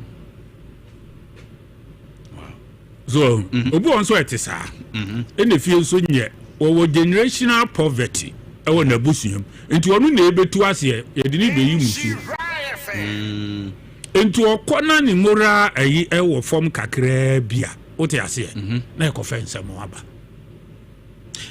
etibasa emaban hwere sika ewo ho pa due to inefficiency corruption through contract padding wote ase ghost names niam ehhehye baabi eno omo ye ghost names nkwa for 10 to 15 years any contract padding eyi Ghana kwanyina asphalt kebetumi eyi kwanyina asphalt tike expressway ya ye kan sisike ye ne da ye wie no several years ago inefficiency and what's up by no penimudie emroso what happens a country without land bank what be that who need land bank aye we wabanya kra no amanfo twa no forest din galamse what you say oben se hayemko hayemedino the study ya na beba reforms mu ya ye strategies ni nyina right ya nka beba ya government betimanya land bank some choro ni nyina so they can continue with the same watchro yes some choro ni nyina ni road nso so a ye beye ni aye professional indemnity insurance for roads eno aye eno den na ensachire na do bebre economy na o man nankasa na ye den susu yin ensachire ni say ekwani ye wia ebi a 30 years na maintenance ye san akoye fofo so sora in future we budget mu ye wie ni da insurance company no ne pay for repairs but what can road asem no e den na my roads ye omo ya 3 months 4 months na aye is it about sikani ni entua ni ye ana den ne kum Ghana ni sika to construct first class road that can last for 30 years.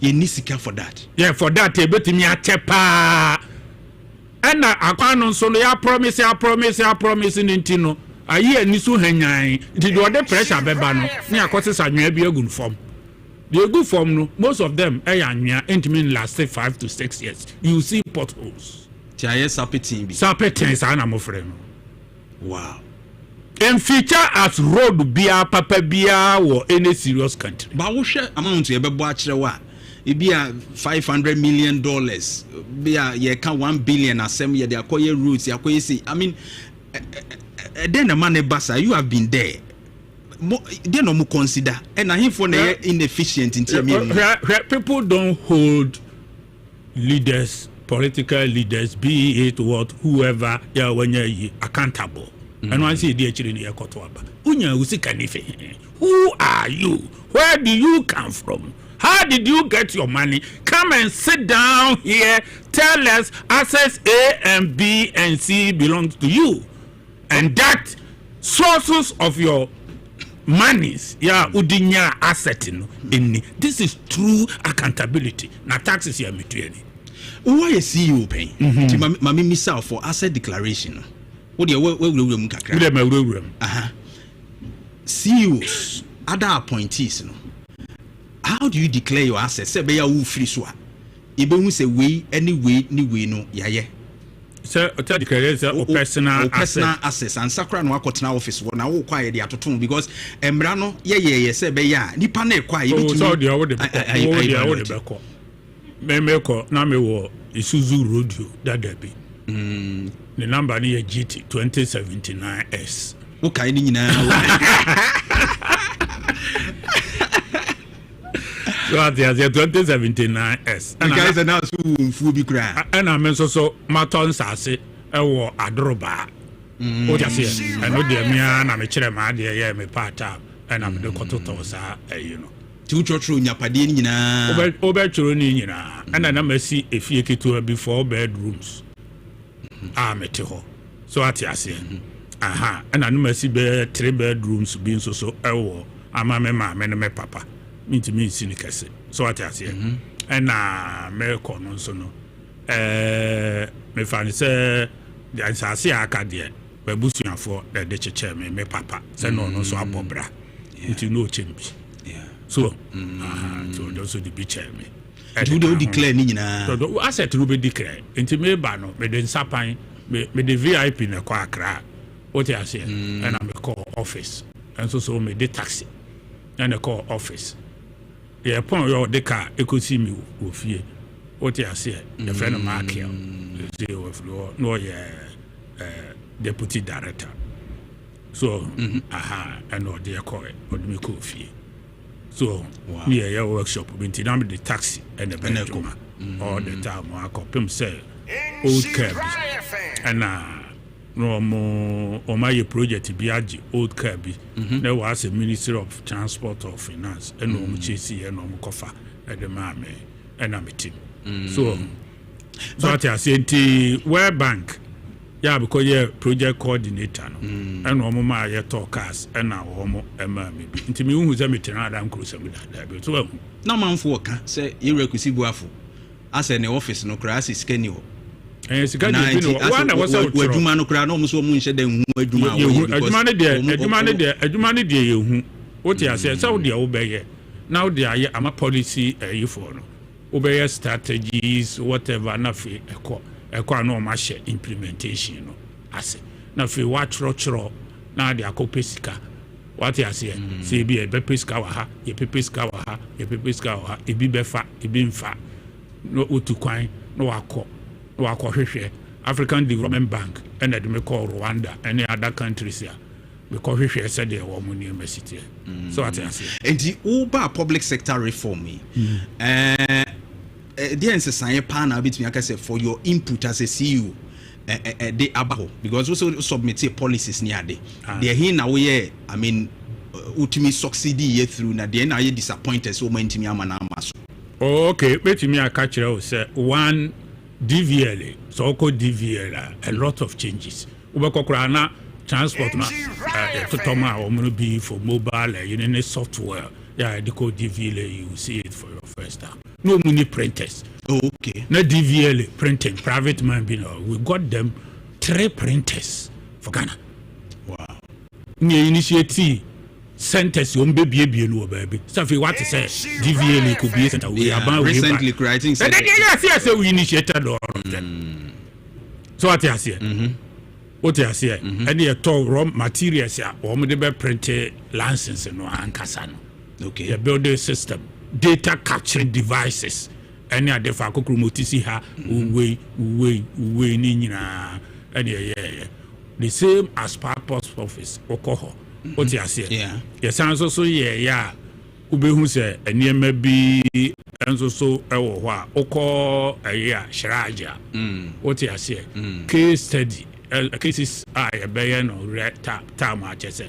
Wa sem ko shiraja se be ni you see you set up yeah, maybe at the online video conferencing, whatever, and I feel foreign affairs and Crofania do omoba, omope promotion, omu ambassadorial positions in Libya. I will make sure say yeah do omaba. Yeah. What I say now online no about maybe be boka about $3,000 and some about interview. And so you can maybe what you want more near your interview for your promotion. Okay. What I say, head of civil service also we did the same thing. Public Service Commission we did the same thing. Right. What I say, they now disappointed policy. Electric car also now. Yes, the electric car policy was initiated from so what I say. Secretariat. Yes, electric car policy and so yeah no. Okay. And to be who's electric car policy. Send an here. Now per se. What region by region and I send them on Shishi Muno de Coma by Senka implement because so far as you ensure them who the operations need. The operations are so implemented and at all, yeah, now you're implementing about 3 years. Obey your policy. You ever talk about Crania CB bands near to be, but sending your acquire who you man or Seba. What I say, and I feel so may catch it out, say, chip embedded passport systems and so crano. Na passport office no munibi so I say you could procure printing machines. Now printing machine in the time one send them say customized to meet Ghana. You know be intimate no. Now for was you just can so it's Sikano at the Koto Bank of Ghana from World Bank $2 million. Then the next government must use the money to procure that particular equipment. A chip embedded passport, printing machine. Nanke, the passport, no, embedded chip. No. Yes. And this is Ghana passport, no country, be so near the Roma, Yahudi, in the international aviation radars, civil aviation radars. I see countries, be so a woman passport to Nishi Momu, baby, I'm free. Wow. Now, any send I say you pija Ghana card so much than policy are working. No, Ghana card no within and internationally. O say Ghana card no. Within and internationally no. Say ukra Ghanaian passport and also your identity, right? Apart from Ghana card, ocean no more requiring agencies na Ghana card, passport or other identification cards in the become but or share your passport and the Ghana card pa no maternity card chip embedded here working here it means scanning and bring all your data out within the country and now call internationally so but Kamia say you raise Ghana card no so much significant than sir the working Ghana card no so no or no so significance. Near Bewie are building integrated database ecosystem. You have a friend in your so one. And when you friend integrated database ecosystem. And no Ghana card no ebe family tree. What a media say. Right. Family tree do na be capture wo baby wo mama wo papa wo nana nti won say wo register ni ebusa questions. Very good. Those questions the be boy am yehu. And he said, we have DNA, no many are the idea, and woman in Esha was you. Kia DNA, no credit that the Dakorani, you won't run the idea. Ya DNA, the assets, yes, your dear. And two call baby and abete. It's a family tree, no bell. It's a board, dear, but you did the same. Barima Kofi Dawson. Barima Kofi Dawson. Yeah, Bob Barima Kofi Dawson. Ghana card near the number national. Ne ye family tree. Bones of a wife. O mano na besha. Yes, look on Kenya. Sakura no also a registered or quite DNA. Yeah. As on Sunya Papa. O ye DNA new year near her papa and bet me a besha Barima Kofi Dawson. There's a DNA. So DNA will be compulsory in Ghana here. Wow. Before you even find a job. It was part of the policy. And the part of the policy, I near land bank, getting cancer, seeing, Kiaba capturing now. Database. Oh, Assasia, we again and you Assasia. Oh, Assasia, a Beko Ghana card and also. I'll probably be an assassin. Now, back so now a Daniel Wessie. Two Cotocrano, I will say. Oh, Cotoy was so. Oton near transfer every ho, and ya call any pano our ton ho. Now, question us near who how mount transfer processes. But that's a very nice policy. Moyefa card in home. But I don't know antimi amamusa because period no dey no sure countries here me call so e be use 10 so obekọ Ghana Weba are reported MPP need about 20 years obekọ no ansana yetimi complete ansana nete ya complete ansana Ghana drew comprehensively the person here no but yeah pay bibi quick 4 years 5 years bibi what's the president cry was we or complaining about so many things and ade enche bi on besha se abonija den amakogu nikuti kusi asebe minka to yekuti enka enche bi no di amakogum but that time my card no cost UTS be na chese said they are rushing too much and procurement no maybe cry na ade na man for complaining so na omugusu ase e be register nkrofo e be say initial registration cra problem ba ho and later there are districts are for there are two problem and I make say Ghana need database nti data capturing primary data no capture na burden what you say obi okra ni wura firi din obi kura ni din ba miensa so what you say obi din miensa documents ye wo no ho no e din ba miensa na wo mu what you say asesa ni wura fi date of birth ni wura fi okra date of birth ba miensa na hye no ho what obi ubusa ne nanakura wo hu obi kura ni kuro mu kura onim wow mo ni esi efiri ha obi kura ubusare papa wo nhunu papa obi wa nhunu maame ne ese efre no bibi ojoda so bi achire kura so okotena ba bi change din no ono kura ni wurafi say nipa no ubusane say enti wo capture initial data no but we there say ya o code nursery school no ade ya wo kura ya hu ni nyina enti nursery school ni nyina free ho right enti date sesa we be ni ho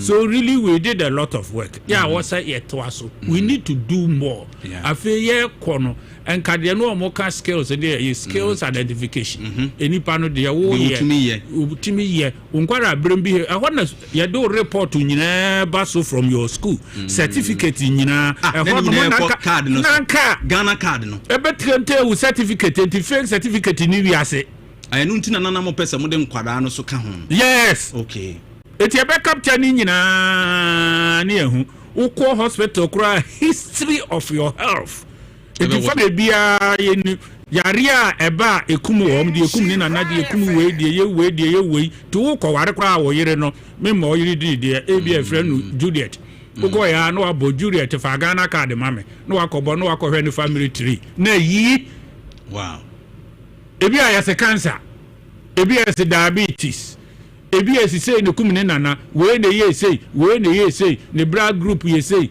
we yafa ha ne mami age ye say ne papa age susu ye say obi anso so we dia kopimo ye the average age of your father and mother nto mu wu ntemu a wo wasem bon po enya accident bi ne say ya na natural death wow my memory previous comment I think in 2019 or so we comment our past year Jeff bring it back for me also MPP deserve 20 years in office and also the CEO of Public Sector Reforms Secretariat Mr. Thomas Kusibuafo has said the governing NPP deserves to be in office for 20 years to totally transform Ghana with good policies it me sure we are me sure asemia wo kan ya currently the speed abanya wo so yi utie Ghana phobia omo chese economically your currency your transformations omo ba ebi kure ma finance minister funds ato is forcing ato ya de ani adea ama currently kura research abachre say ndc for no kura no omo koyi flag bearers ato seem to be a young one around omo a ebepre de but he has come to be on top per the rating no nancy eti chere say say omu ye bibi but uhu ne say enka policies ni ma woken ya omu aba ban mu no omu ye enka you recommend say omu so ye be mo bre like that duration na nkomu suti a transform Ghana ana and a brand de gina opa omu na chere wado ni omu ye sesi you see too short this is a very short period. Oh, sir. Yes, it is too short a period to celebrate. Whoever is celebrating must be careful. Whoever is crying must be careful. 1 year is not enough to get comprehensive understanding of policy direction. See agro so anke ifra anopa nanso so anopa no ano o sori na benye bibie dia hwese kitchen ko toturu ano se die si kika bomu. So entu hwemu a inflation ye down a busa ho on se Ghana no ya na ye hwe ade deep adenti na inflation ye down ye se currency so na man for da susu ene mabo se ne mabo nso so eden omuntimi ntowe. So what type of inflation? So there's a complete disconnection between what policymakers are saying and what the households are also saying. Is it ready for no mutrimu ede? No! Sir. The person is a obi no eto ne man tem no Kofi no nyamfa so no Kofi a o se trimodi ti metra ha ma de asame ne nsu abom wi abom ade wo na mo wi aso no minua wo mu nsu. What will be his replacement cost? So no town the makwa no for same inflation above from no a wo kotobi abesha na mu a ye de beje ne sei. What you say? Ye de beje ne sei. Ade na ne sa ban so ntirimo de nya na water bill and electricity no ye say kokko kosure. Enti wan ntirimo de. Ade na ntirimo de ni no ne hwan. But I say you're obvious so say edwadifo nso omuka ho bi me kan ya de bia ma ye gina so Clement Boateng president Maguta I was a traders association. Yes. Or say don't take advantages of the youths to increase your prices but make it affordable for the Ghanaian consumer. Eti na se me o kan se my dadifo entu no mamfa buronya ho America kasin tutu no mamba sabasa no mama no nye Ghana se kire ye say dadifo no nso wo control kakra wo I mean say omutumi yes ama no ma boy ye run system a free market system. Okay. Or the jo abodin ko ba bi foforo na sa ko busa e bia na ho dey so obodo so na eton what you say enye monopolistic environment enye esi aduru ni riba ba ko pe na enya mo di twatwa mene what you say what you say aha said Jesus Christ pen so kwano wo pichi no sana crofo sa feel akire ekotie John the Baptist dey emma crofo so sa free ho ekọ Pharisee ho enso so kokotie bi right Jesus kura wa kan crofo hwehwem Paul on so say I have for say monte say if no momo de me kasa mo amuko bie Bible ni turo mu hwe say no kra na what ya ebusebusa eti wo mu susu busebusa eti so hwe mu a me de maka say policy sustainability right Singapore no a obodi no wo mu sustain policy no wo so one thing NDC came and continued good for oil policy under whichever name. It is still good for oil policy. Right. Good. Or continue IMF debt restructuring program. No matter how painful. A woman say no more lambase, then crofo cash and then crofo na pension for or but it was a very necessary thing. So NPP was working on eggshell. Na but niya ama o mani begu. It came to a time Ghana Foreign Reserve was left with less than 3 weeks. It is not dangerous. It is one year BB debt servicing. Also, mobile service debt. Repayment of principal. But they said they are servicing at force and chess or material canibia. No, but they are not the monumental ones. Okay. They are restructure a question. Repayment will seriously start. It is a tomwa. And the Abaya Obeba. Between 2018, 19, 2028, 29, 30, 32, 34, 35, 36, 37, 38, 39 to 30, 40. This is the critical period. It is about we know and first can be NCA no tugum say be am sustain CD am CD no abefom ni aboma baso a temporary. Inti am say a temporary. Bedroom baby now we need enough resources. Yeah, a do debt servicing. Obey so around those time, pressure besanya babiem. A basa ube depleted resources no. Instead of protecting the city, you use it this time to pay for principal and interest, and then we'll go back to square one. Wow. I'm not a prophet of doom, but this is how I foresee in those years.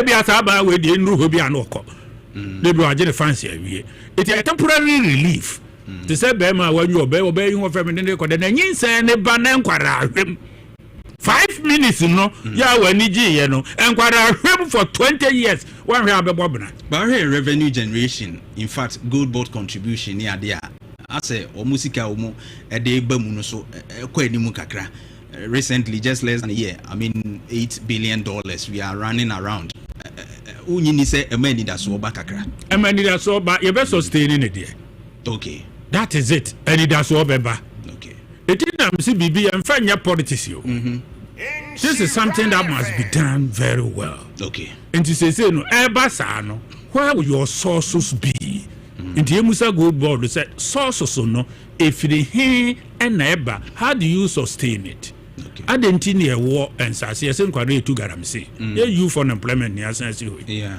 and kware etu garamse yes omu etu garamse no any gold no ye wo machines ne technology ye di yi garamse a ye nsensuo enti aban onim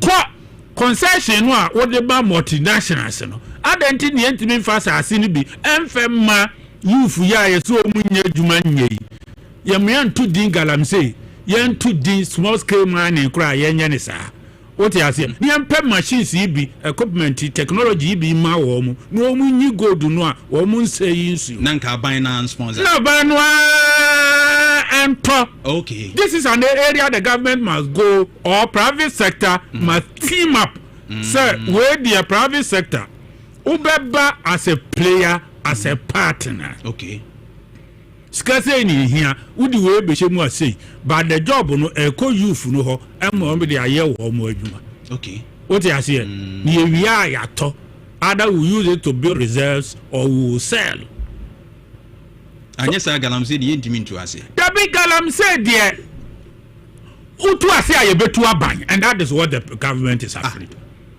utu ase aye betu aban yes. Is that the reason why Akufo-Addo couldn't put his... That is why Akufo-Addo put on the line, his government was removed. Partly. I can't hold it. It's a bunny behind me. Okay, sir. Could I any dance anymore? Sir? Yes. Hey. Now, why we are about court? Can they move on dog? So, court. A back a crown, one here, judge, no crown, woman a better judgment, Yamano. So one kind. Aye. Ne to general so. Catch and say akwam roba we was setting free. Ya ba akwa ya waste the time. Ya say to yes kasi cross ama no. Wow. One here kure betimi abem. What you say? Aha. Because the omu fam no. Nya the omu fam no men kasa nye. But yeah no one we overpromise them. More promises and so promise oh cancer match will be a kind of crew me as a woman mechanical cratural yeah so what a media mechanical creno sure media channel I was young many era Thomas mechanical mechanical na say pa yeah it's in America promises as MPP neso ni na promise there as all my timelines time we may we time we and yes oh no okwa ware ore one promise ni bebre enti dakron ana afi na ade nyina ye timelines no na ade nyina ye no enti uba na 4 million youth obeka kire ni say 24 hour economy ye be call trade shifter is it feasible our public sector workers me my head public sector 7 years the government cannot pay 1 million public sector workers every month abayin to me ultimate ebi de betete akam na ebi akoye say o mate go picketing government cannot do that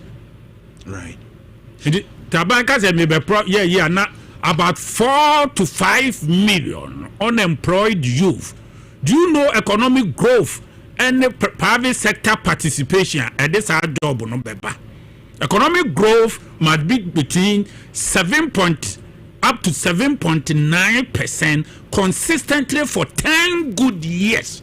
But you see around 5.5. 5.5 for no was up my before.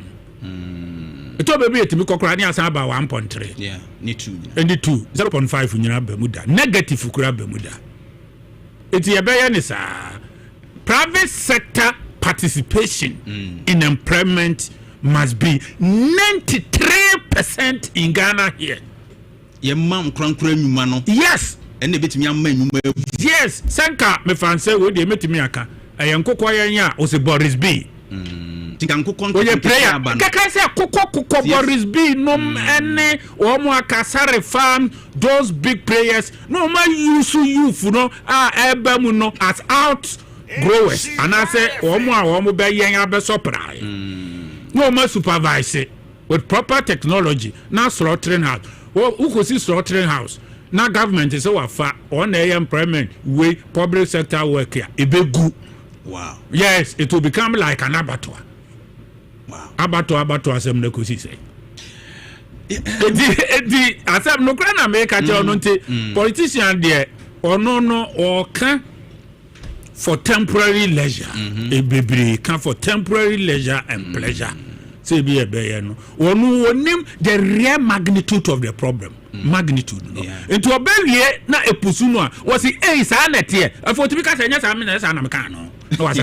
And now His Excellency John Dramani Mahama because he said, you have never been president before, so don't criticize me. I go see us. Said 24-hour economy explanation, you know, I say I shift it.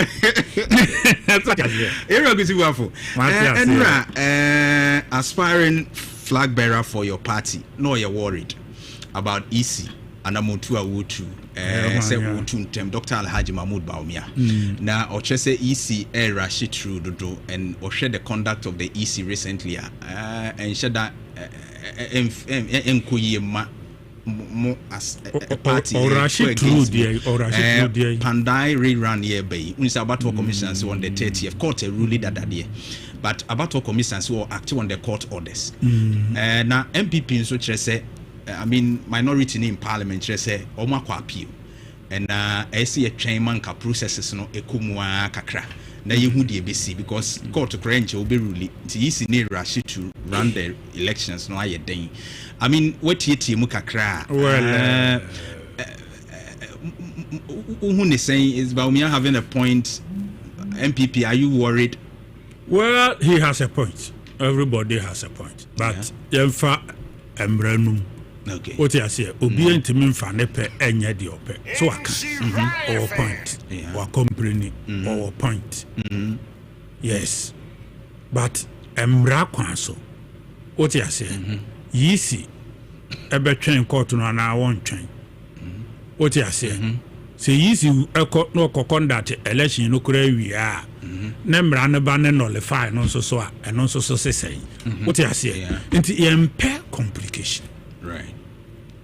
Name per complication a deep problem beba. Right. Ye bianso nchirima ni besua ye. Ene o ka nchirima se wo mo ye abon mo ye de enche enye yi ni ade no. What you say? Eye eyifu. What you say? Nchirima no ba besua o mo edi kan no. So what you say? Nchirima no character ene ade nyina no eye the aggregate of penning no character and more portray. Right. Sometimes unshown. Okay. Obi kura no ye dwaman for. She said you can see ni akwada boni penny boni. Penny boni na teten kwara boni. Eti collective obi besua bi kura de afiri ba bi de abefia. Said you no obi kan umure fia obi betia. Kan ni no obi kura wa bonti timiti akwara boni etia obi oye ade a go into excesses. Right. O just here. O ma won ko teacher ni betimi atia. O kwa sorry a betimi atia wo. Enipa boni ba mu a na che say one your culture. Your culture, your religion. What you say? Your leadership, be it political, our educational system, failure ankasa. Right. Ni any good mentors.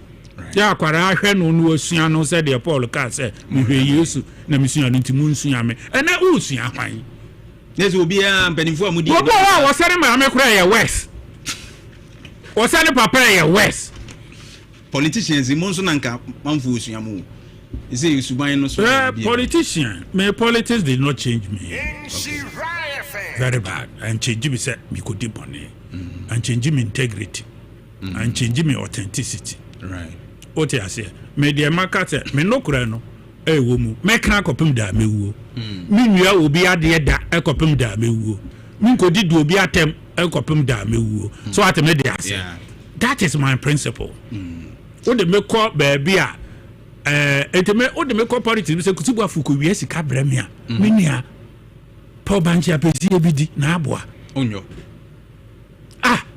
obi ebe wi ase me ma me yafunu no me nko na me da mu o nya me ne konfo obi na da mu o nya me ni nipa boni ni bia na da mu o o ti ase de maka se menye da be no wate se kutubu afuko akura se okono mo nsada o hu me dance da what ya say e kusibu afo ya bread yem fa nwie na research bia betuja from Musa Dankwa na sem ne say say MPP mo lusu majority of my membership na kakra in terms of differences no about 9% from the MPP say increase na could the NDC as of the NDC increase about 42% or maybe 9% bia be count mo dru sa range no percentage of what is it parliamentary or no membership party echita omo party ni membership very good so omo di party na chi wesi me MPP ni wesi me yesi very good omo MPP a wasi nei we free ebia MPP ko NDC very good sa range na could do 9% eye trend a etwa se mpanimfo ase MPP mu hwe ni na this particular occurrence no say then na emano ebaso na mo be na ese politics because say mun crofo ni move ko na ba na nsen yan abante ba ko a ofiri mu wasan ba ono kro ba kasa fidie so be kasa eye gabitre ata ono so wasan ba MPP na anu yi ene kire say movement no ampa ewo ho no ma men fenchire wa dem ba ko etiso waju obi gere ana waju obi yire be ma wadwuma seye ana wo yare no bi ajo yire ana wajo girl what you say what you say oh what do promise no so feria na nani so san ba na chibiem oh okay na be ma na so yare no ne ho ye fe na nadwuma ye yi a na fe nani san ba na chi what me dey na say san no be ye no eti ebe waves no be kwa the intro de call NDC so ko na ye great crash na bia ahwaye ma onya baabi ntina obesan yaba o hwe reasons ni bia ese mo nhwe mabunu ni ye movement no so mabunu kra na akọ opposition usually ya na etise de American be ma na adwuma gu ana so yare o ti ase ena obi nso so awo ye yi no echenji ewo ho o ti ase e bia resources wise untimi nhwe enipa no se de na o si hwe no ena bia status wise onu bia odudin enam edin no so na ebia wabu opposition into swati ama confidence level ebia kontobi baby na mo ebia na atika bi mni eje ho ma na untimi nya yi nti sam ne ma no beba nti baby obekọ no wonya disappointment no o ti ase na fe wasaba na fe wasanya ni bibia mo be ye jese mo twen ma ebia NDC fu feli ansa na ebia na nye NDC felu anso so ebia no bi anka kasa de bi ankere no so bi wa wo kwa ewo de obne ne be ya obesan ya ba okay na wasan ya benti wunya na umiti wo ma hu so MPP candidates ne corrams aspirants omo corrams na no kra mampani dada akofo hia wo they've started speaking na omo nya one anka wo generally and yet say ube put to a blanket question like this the delegates know okay they know but where they will go maybe there me pay unifier okay generally maybe there me pay the obetimi aka party na bom me pay the huge baggages here okoye reconciliation obebre where wo gina 10 candidates ni nyina na ma menkyere o what you say your friend decency monitor by Seneca Alighieri okay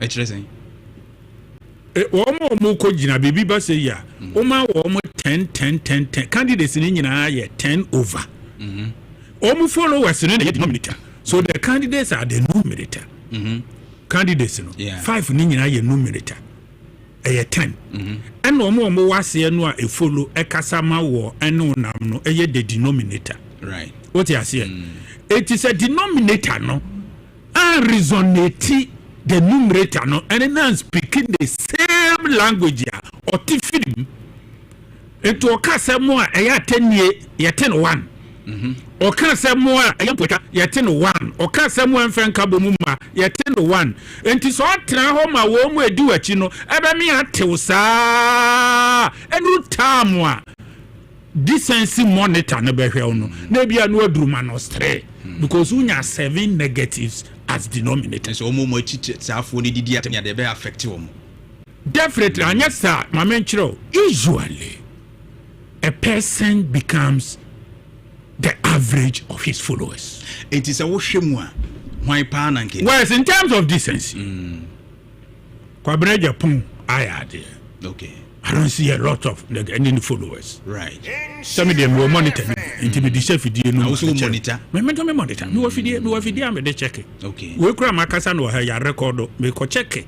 But where I got it wrong. Next time me ba me change man. Right. No ma correct me ho. Sure. Kwamre Japan good ho. So yeah. Yes. We can't wait to educate you. Honorable Aduchumbu follow. Or also about homodin. Right. Okay. In terms of followers. Okay. It was Brian is also there. With Banker. few denominators I show. Okay. And two bar now ba can a Japan and Baumia Honomonoa. One was also cry 10. Yeah. But the denominator is where they must mute the denominator. Let me abo. Answer my boy. Next time about I will feel no and that day I wish you all the best. Thank you very much. Jantuah, but you have handled the situation perfectly. Thank you very much. Very sensible, very sensible questions. Thank you. On top of issues knowledgeable, very interesting. Thank you. A great social person. Thank you. What is your name? Barima Kofi Dawson. Barima Kofi Dawson. Yeah. Bravo. God bless you. Thank you very much. Thank you very much. Yera Kusi Buafono, Thomas Kennedy, who Public Sector Reform Secretariat, former Chief Executive Officer, and the Netrichenko, economist, social, political commentator, and of course, public administrator. And you to me say very discerning conversations, and you have one no pay. I just hope I saw the politics be bree and same be why be a wono when you're happy, but he's making a clear point on some of the issues. Now, can I say Absa Bank, your story matters. Absa Bank, your story matters. Top tier study abroad consult. SSAT ni GR in so no mo che kwan abefa so obusua ne ye na atumi aboapa. Abusua yantwetwe enkomo simaka kra bi na afi yem fancy 0322083 83581 83582 83583 032208358 83582 83583 na yenin komo sisia kaise Kumasi Amekomo Bank of Africa a top tier study abroad consult from 0260 411 847 0260 411 847. Hello, good morning. Good morning, Minia. Minia Pacho. Champagne phone. Omumbo ya juma bi engagement. Koko amako ana wuwa haban yet take China for the kama omoba kuna bulina my ebi nguma na ka yefas kan fan chi okuru mu a mu yɛ no what discover command pa ba no wa yɛ die what discover we are not going anything but here we want to ko wu buchi ko nzu no na ko ya humai ana ni da super ana nta want me to show the committee bi ma mu wura ada ko digidi no ko mu be back bi afa wo fam bo ko ba bro ko mo di do ko aba ko na ka pucha ba o say mu tinya hu mi chi pa e padi ti de ko so no mpelipo mu mra graphic minister also obetu mu kwa ba class bila ana oba o class kwa kwa yimi minister o shekwe ma. Okay, yeah, CP tap send this office kafa so bra omaimu o amanoni ba bia o discover fa so aba beba bedura sumdwem ye che 200 customers ache de I sama 100% transfer cashback I sika no send ya bitimi asan so enya ne back nyansem ketwa kra tap send papa no. Hello, yeah, good morning. Good morning, Minia. Yes, somebody say and I do say go you are the right. Me chamo juma de munye but you go for ya ba mo fa mo ma ko so ko ti bo afo opposition o kasa bebre o be transfer 8 years o tuma ehu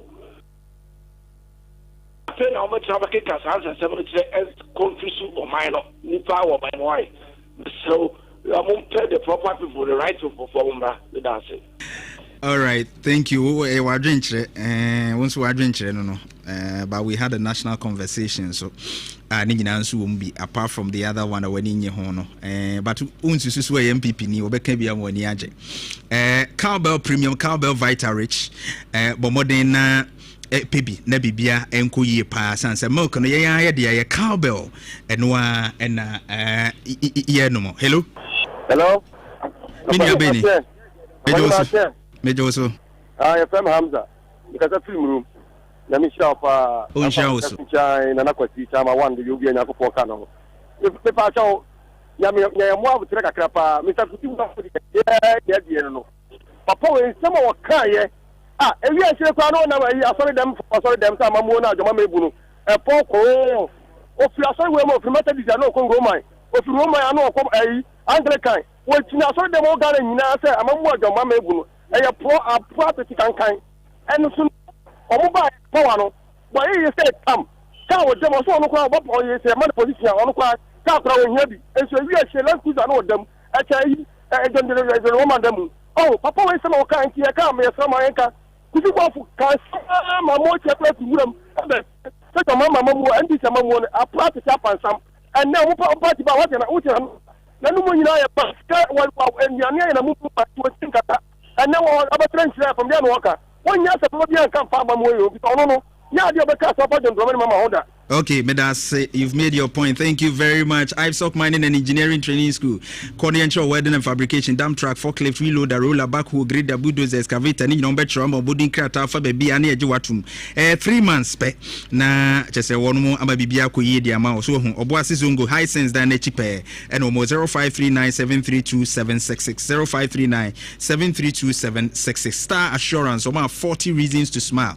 But Modena Star Assurance, insurance, you won't say, mo eboa pa wo chache DP for 0302751333 0302751333. Hello akoko nyamia sumdwe nkamo enka wo suminia pa cha meda se nyamia kwa Kofi buache ne sreso ade ja isi ade ndo pie mu atwa kwa homa right yenti ominia ajima samola bi odi ne juma msi chama fayam tutu ye pa o tutu na kajetia no maye mo na baso ne yentia no Mr. Kofi buafu ya dawa safe lemo MPP fence wakasa ya na nti the Kofi buafu mako position na uhwe this time around, and Niema, NDC Toto, including John Dramani Mahama, Mr. President, any of the auto force and finance minister, and modern body Omu Bobby. It is a Kisibuafo.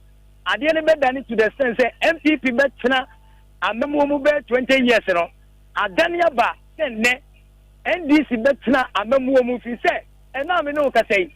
You run another Danko Kufado, Growth Market, Wamohua, then so you John Dramani Mahama, President. Juma, it is Asante region, NDC, Chini, Asante region, it is a say, Yenina, say, and support, and you vote, every more 2028, but I say. Menso Medase pa Alicia Deco and Trading Enterprise, Mr. Otto WC ba kwa wacho achedie pinua Brunya achedie ni gusu edum abinchi one star we dey animo 0558063836 Asante Achim Rural Bank Peace of no de aba Mr. Garanta sembia nim commitment fee bia nim fo ani tremu Jansa Asante Achim no fa gogu kono ngudwa so fo ase odum ase ayidi ase afon kwanta Roman Hill 0501333461 the hiada heba ointment Mami Dagumba ne de aba bobode ne fa bisrasra and pompo abo wija hyehywe ne ade nyina osisi ukotodwe bebo apa 0242712113 0242712113 new STC Ultra Modern Bus Terminal hɔ ne yɛ fade akɔnkran tamale free Kumasi Kota Kradia. Nina Honi Nam, your modern waiting areas, advanced ticketing system, event center, accessibility features, a hood be brave, Asafu labor runabout, your total filling station, 0557 943607. Lazuli spray, any body splash, and it member dear storm, run wide legend, and my obsession, instant crash, medimosel, temptation, and money memena. Kumasi Prudential Plaza, first floor, Mrs. Anoche Plaza, 0240152204 na on Saka Franco Trading Enterprise. Nokia, Samsung, iPhones, nina CCTV cameras, or the beer can conditioners, nina friend is 0245 316969 0245 316969 na bibia enkoye na Shannon so say Royal Foam no enoa ena yeto ye rest assured Royal Foam kunwa Royal Foam mattress Royal Foam bibia yatete so kama pa bibia bekoye di ama unchu capsule no so kunu di aba a chese odwonso tentem moja bi free mu ba na su bi frechire ba ni nyina unchu beboa o Mr. Kill no obo adwuma on be ma ginagina na so araba banzen tablet ma mu konfichire mu ha ni nyina beboa na atumi aso ano pa e de amount bomoden na kunu Ghana Limited from 0244275429 na no ma nyina entumi enkoyie pa emfama yade ni nyina ebesia na asedan committee ni nyina Jeff Abuaje Odiska Okwa Brantie and of course Okuku Seku omunyina tayechi the Godfather Jimmy Agla asedan koma munyina yade mosi ochina kukurantumi etwaso na de akabia no yadi asoso edi ama nchi akese nkoma Dr. God Bless of God Bless Herbal and also K Edu Gas and Oven CEO onso mechia wa no pe wo no himane apamfo ni nyina mechia mo Mr. Isaac Ofe we CEO ema CSSL ewo eye Estate Junction anopay mechia wo bebre nyame nhwa na onya wo kesema nkwatenten ahodi wo bibia enkoyie pamfama edebesi power sports etwaso Richard no na pamfo aye krado